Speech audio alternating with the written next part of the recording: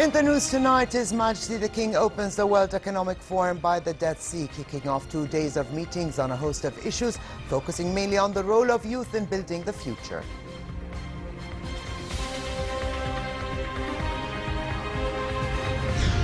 The U.S. President opens his first presidential foreign trip in Saudi Arabia with talks with the Saudi monarch on strengthening security and economic ties. And Iranian reformist Hassan Rouhani wins the presidential election with a 57% victory, seen as a verdict on his policy of opening up Iran to the world. Good evening and welcome to a new edition of the news. Here are the details.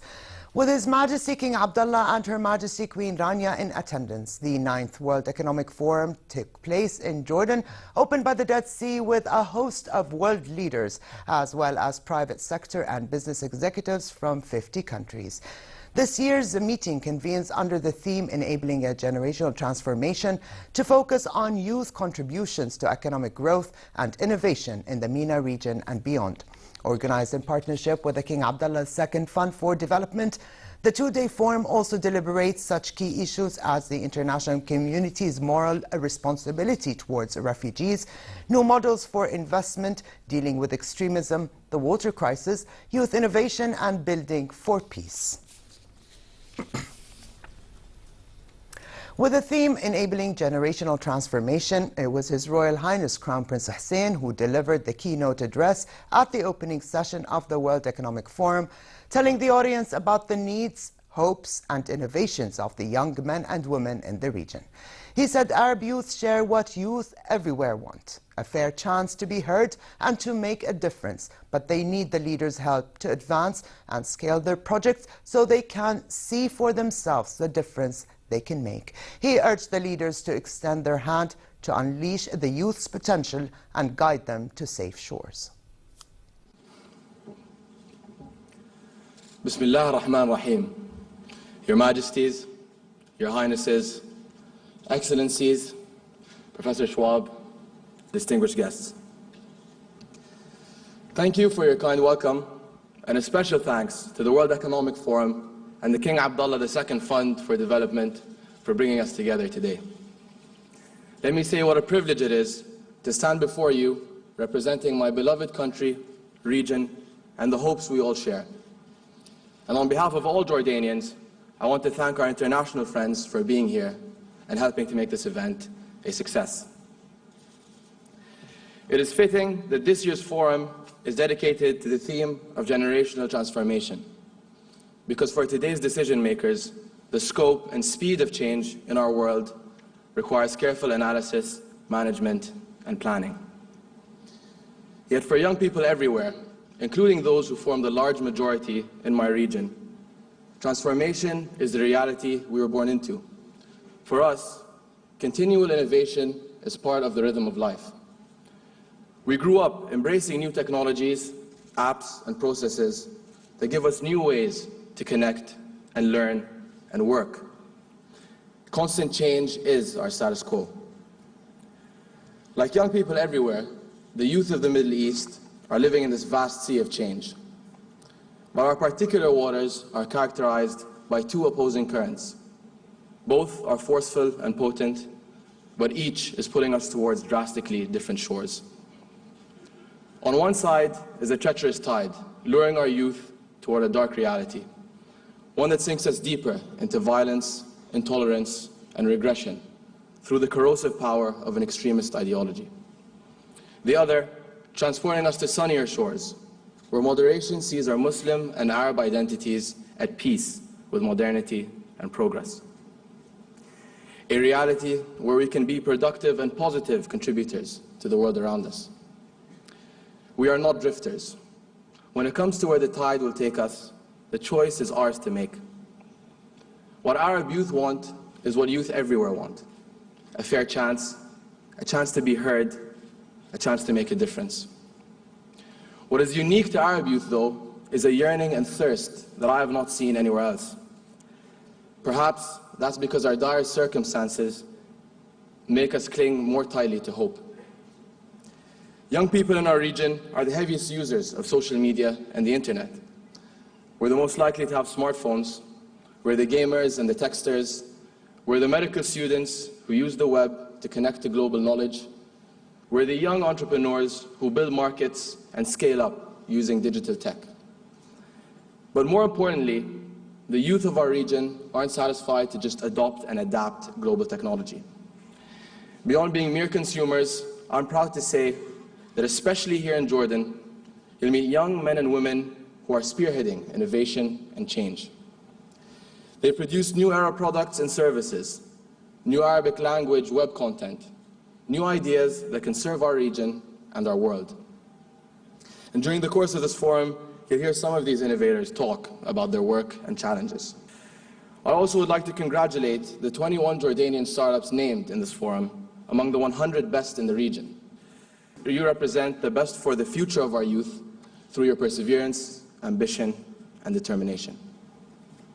So, here at the beginning of the global fourth industrial revolution, and thank you, Professor Schwab, for your words of wisdom about it, you can safely say my generation feels the impact. And yet, what they need most is for you all to take a bet on them, to support them morally and financially so they can create their own impact. They need your help to advance and scale their projects so they can see for themselves the difference they can make. Our young people need a region-wide support system for opportunity, access, and hope. That's why your partnership, all of you in this hall, is so vital. But this is not a one-way street. If we are to turn chances into life changes, then we, the youth, must be prepared to receive and make the most of the support we get. That means working hard to equip ourselves with relevant skills and tools. Everything around us is transforming. Markets, professions, trade and industry, technology, and so are the qualifications needed to harness these changes. We have to keep pace. All the while knowing that the fast pace we have gotten accustomed to must not be mistaken for fast success. Instant gratification can be a dangerous and false expectation from our generation. Making it to the top takes time, dedication, and a great deal of diligence. But if we all do our part, this can be a once-in-a-generation chance to drive radical change across this region and ultimately drive radicalization out of this region.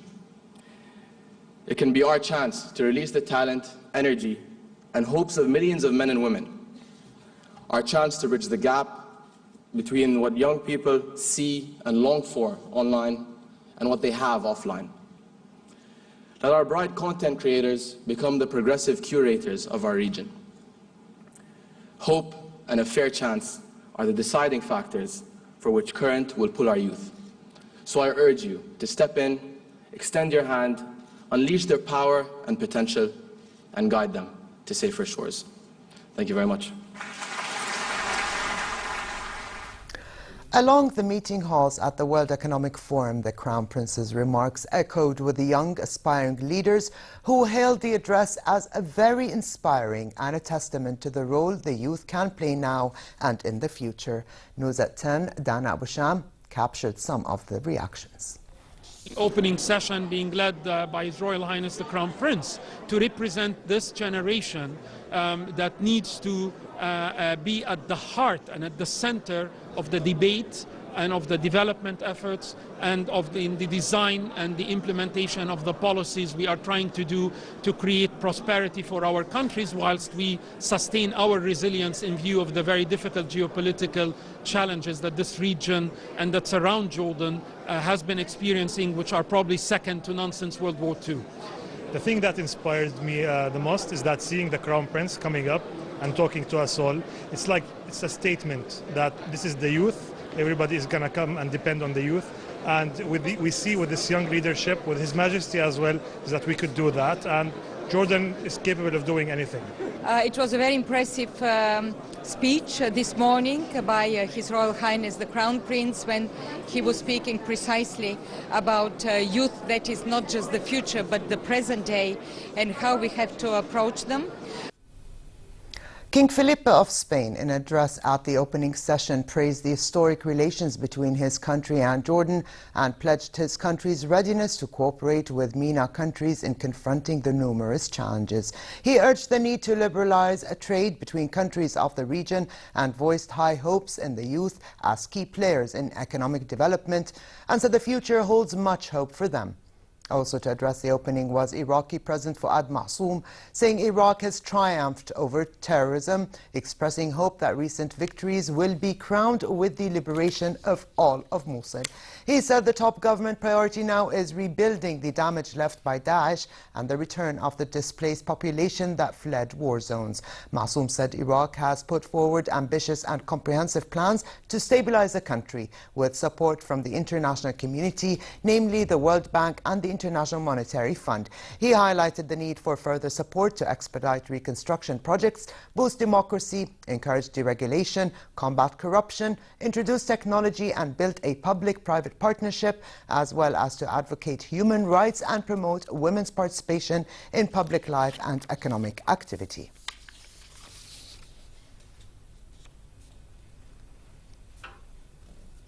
As the meetings were underway, Their Majesties attended a session titled Jordan Entrepreneurship and Creativity.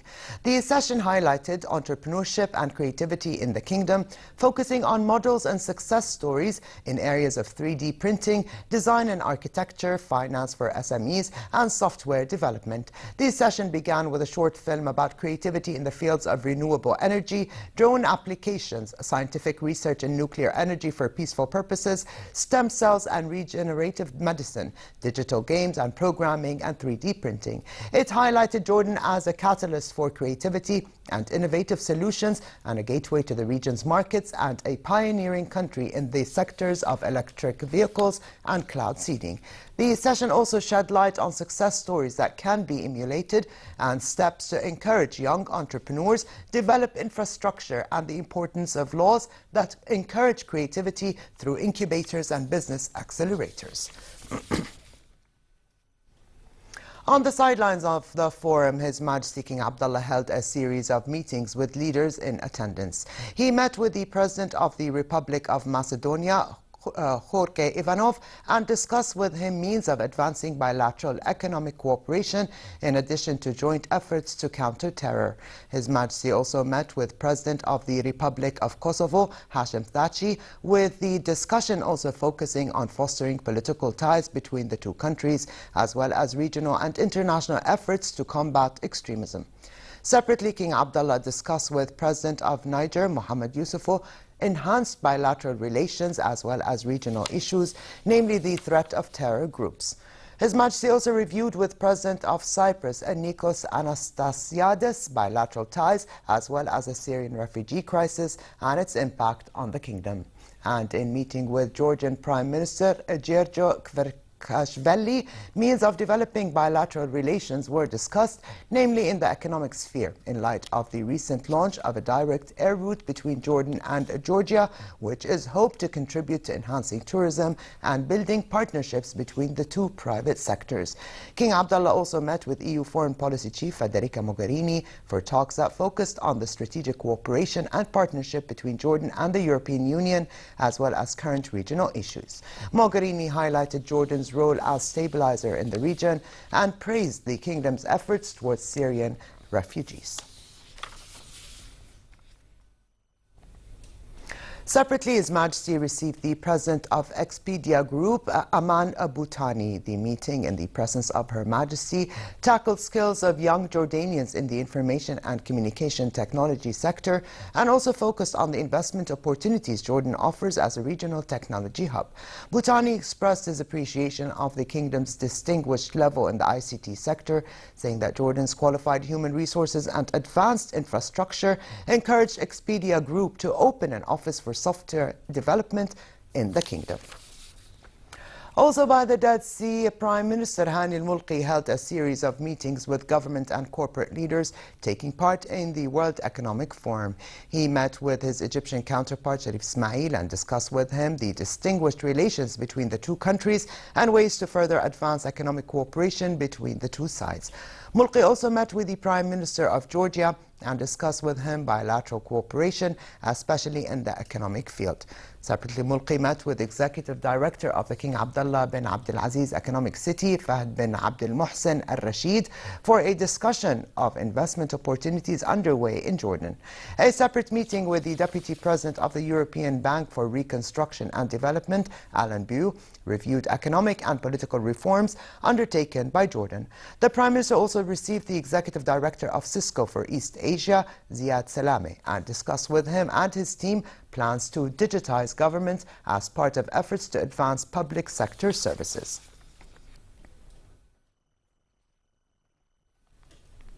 And in anticipation of an imminent resolution to regional conflicts, a World Bank official said Jordan will be a partner in reconstruction efforts in war-ravaged countries of the region, urging the Jordanian private sector to build alliances with counterparts in Arab states. Senior advisor on reconstruction in the MENA division of the World Bank, Abdullah Dardari, said the division will offer counsel and financial support to put in place reconstruction strategies in collaboration with the countries in need of rebuilding, including Iraq, Libya and Yemen, and will invite Jordanian bidders to execute future contracts. Jordan and Slovakia signed an agreement exempting holders of diplomatic passports from visas. The agreement was signed by Minister of Foreign and Expatriates Affairs Ayman Safadi and his Slovak counterpart Miroslav Lajčák during a meeting at the Dead Sea on the sidelines of the World Economic Forum. The two sides discussed Jordanian-Slovak ties and developments in the Middle East, including efforts to break the long jam in the Mid-East peace process and launch serious Palestinian-Israeli negotiations based on the two-state solution. The refugee crisis was high on the agenda and the topic of deliberation at a number of sessions, touching on the humanitarian aspect, protection and education. During a session titled Protecting Refugees, Our Moral Responsibility, speakers were in agreement on the need to invest in refugees to make sure there is no lost generation. Jordan's role as the second largest host of Syrian refugees was highlighted in that although it has reached its saturation level, the kingdom continues to shoulder its responsibility of providing education and work opportunities to Syrians. Canada, which views refugees as contributors to society and invests in what it sees as its future citizens, pledged continued support to Jordan as it continues to host Syrians. The European Commission also urged support to Syria's neighbours, pointing to the high cost of hosting refugees in Europe and Canada, for example. I'm impressed, and I have to congratulate the Jordanian people for their generosity and their maturity in this very unprecedented, unfortunate refugee crisis. I think Jordan remains an example how to deal with this migration and refugee crisis. And of course, European Union, as European Union, we will continue to provide humanitarian assistance and development aid through Madan Fund, regional Madan Fund, here in Jordan as long as it takes. The Canadian government is very, very proud of our relationship we have here in Jordan and helping the government, in particular on the Syrian refugee crisis. Canada was a large supporter of Jordan, and not only have we accepted over 46,000 Syrian refugees last year and continue that, we're also one of the top donors using UNICEF, the UNHCR, right here in Jordan, and are a large contributor to the refugee camps. Education in particular is something that Canada is very proud of and will continue to support here in Jordan. And on the sidelines of the World Economic Forum, His Royal Highness the Crown Prince opened the first phase of the Prince Al Hussein bin Abdullah II Park in Suwaimeh near the Dead Sea tourist sites. As part of the Royal Initiative projects, the park is built on a 240 dunham area and includes 500 shaded family spaces, barbecue and children's play areas, a football pitch, a sand volleyball court and horse and camel riding trails. It also houses a car park for up to 500 vehicles as well as kiosks and sanitary facilities. The project seeks to organize tourism in the area, as well as to ease traffic congestion on the main road to the Dead Sea and protect the environment. To be managed by the Greater Amman Municipality in cooperation with the Public Security Department, the park is open to the public as of today. To regional news, where U.S. President Donald Trump opened his first presidential foreign trip in Saudi Arabia with talks with Saudi King Salman bin Abdulaziz aimed at strengthening security and economic ties. The two leaders also held talks on regional security and defense. The Saudi King decorated Trump with the Gold King Abdulaziz Medal. A $110 billion deal in which Saudi Arabia will buy U.S. arms with options for as much as $350 billion over 10 years was the central achievement of Trump's first day in Riyadh. The arms package includes a pledge by the kingdom to assemble 150 Lockheed Martin Black Hawk helicopters in Saudi Arabia in a $6 billion deal expected to result in about 450 jobs in the kingdom. National oil giant Saudi Aramco is also expected to sign $50 billion of deals with U.S. companies, part of a drive to diversify the kingdom's economy beyond oil exports. Trump is to deliver a speech in Riyadh tomorrow aimed at rallying Muslims in the fight against terrorists and will attend a summit of Gulf leaders of the six-member GCC. Following Saudi Arabia, Trump will visit Israel, Italy, the Vatican, and Belgium. To presidential election in Iran, which reformist President Hassan Rouhani has decisively won, fending off a challenge by rival Ibrahim Raisi. With all of the votes counted, Rouhani was re-elected with 57%. The election was seen by many as a verdict on Rouhani's policy of opening up Iran to the world and his efforts to rebuild its stagnant economy. Here's a story. A clear rejection of populism in Iran. President Hassan Rouhani winning the presidential election, handing an emphatic defeat to his hardline rival, Ibrahim Raisi. The incumbent president, who first took power in 2013, won the election with 23.5 million votes to his rival's 15.8 million. Raisi had hoped to draw on economic discontent in the Islamic Republic to gain votes. Touted as the darling of conservative hawks, his populist approach appeared to put off potential voters. Instead, Rouhani's rejection of Iran's nuclear program in favor of strengthening ties with the West won votes among those who want a stable, non-violent country. During weeks of campaigning, the two main candidates exchanged accusations of corruption and brutality in unprecedentedly hostile television debates. Turnout at around 70%, with Rouhani winning 57% of the votes. For Iranians, the election presented a stark choice between competing visions of the country. Despite doubts about Rouhani, the prospect of victory by Raisi, who was one of 4 judges in the 1980s that approved the death sentences of thousands of political prisoners, was enough to drive concerned Iranians to vote for the current president in force.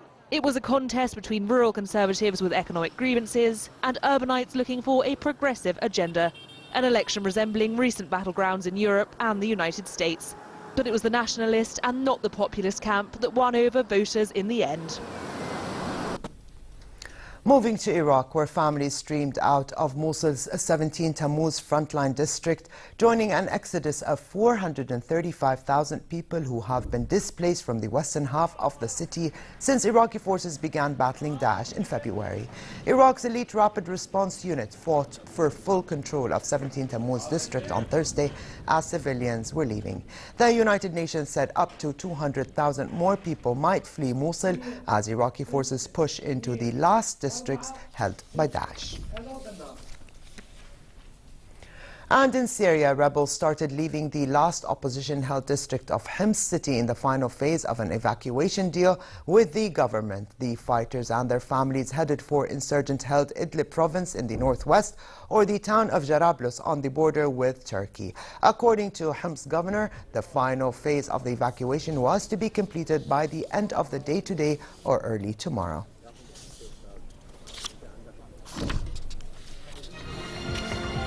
And finally, a quick look at the weather. Relatively cold conditions continue for the rest of tonight, with partly cloudy skies and a chance for light rain in the northern regions.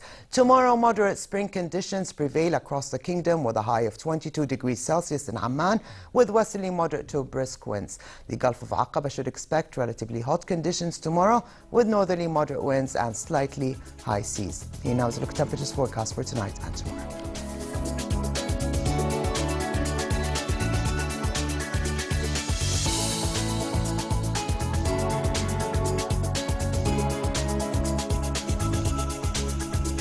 And to close, here's a reminder of the day's top stories. His Majesty the King opens the World Economic Forum by the Dead Sea, kicking off 2 days of meetings on a host of issues, focusing mainly on the role of youth in building the future.